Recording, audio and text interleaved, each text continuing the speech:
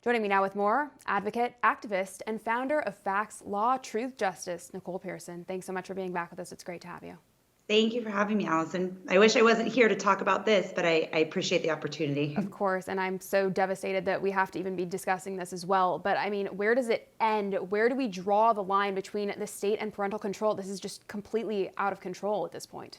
No, I mean, you've hit the nail on the head. We've already let policies like this pass in California. I'm grateful that things are so bad because people are finally starting to wake up, and they woke up, I think, over the last 2 or 3 years with the COVID policies. They started to realize the kind of government overreach and the kind of, honestly, tyrannical government that we're living in the state of California.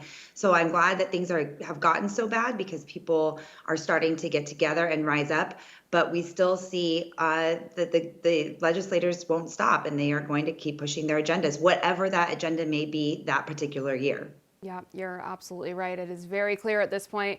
And we know disgusting people like Scott Wiener, of course, are behind this measure, as well as 3 other bad bills, all aimed at transing the youth and separating children from their families. Yes. Where is this? This is clearly a battle trying to take away parental rights, I guess. But Nicole, can you explain for us what these additional bills entail and what would ultimately happen if they pass? Sure, absolutely. Well, what I would first like us to do is for everyone to realize that this is not a trans LGBTQ. These are not those kinds of bills. Just like last year was not about COVID-19, and just like the year before was not about BLM or systemic racism. Those are what I have been calling the Trojan horses under which or through which these legislators try and ram through these, again, like you said, disgusting radical policies that are attacking children, stripping parents of their parental rights.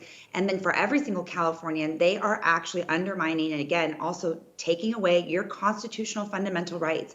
These laws are attacking every single one of us, whether you are a parent or not. If you allow these kinds of bills to pass and you allow just certain groups of people to have their rights stripped away from them, eventually it will get to you. So you have to look at that against this backdrop. Right now, it's a Trojan horse draped in a rainbow flag, and no one wants to touch it, and no one wants to oppose these bills, including, everyday citizens such as you, well, not you or myself, but other everyday citizens, but even the legislators, because they don't want to be called transphobic, homophobic, bigoted, etc. So that's what they did last year with COVID-19. Now they're doing it right now with trans LGBTQT. But there are, it used to be a trifecta of bad Scott Wiener bills, and now there are 4. They're AB 223 and AB 957, which were heard yesterday in the Senate Judiciary Committee. They both passed.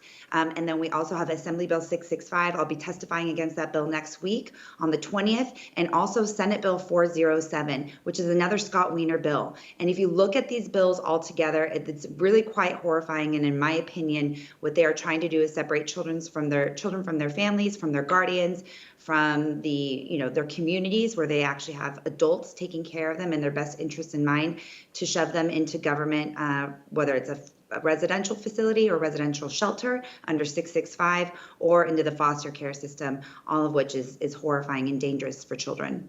Yeah, that is absolutely horrifying indeed. You mentioned 2 of the 4 bills were heard yesterday and they passed. What does that mean? Where do we go from here? What's the next step in all of this?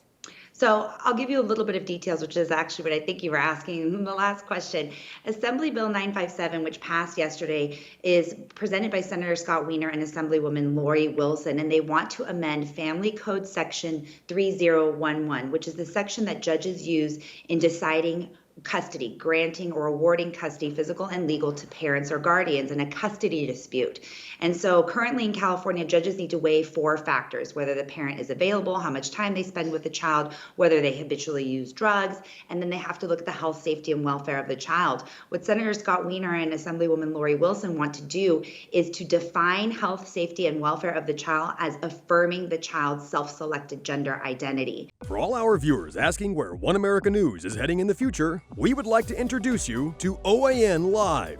OAN Live is the best way to stay up to date on all of the hard-hitting, straight-shooting, national and international headlines. And the best part is, OAN Live is only $4.99 per month. All the credible, honest, unbiased reporting One America News offers at a fraction of the cost of cable. Just go to OANN.com to easily sign up for OAN Live and stay informed.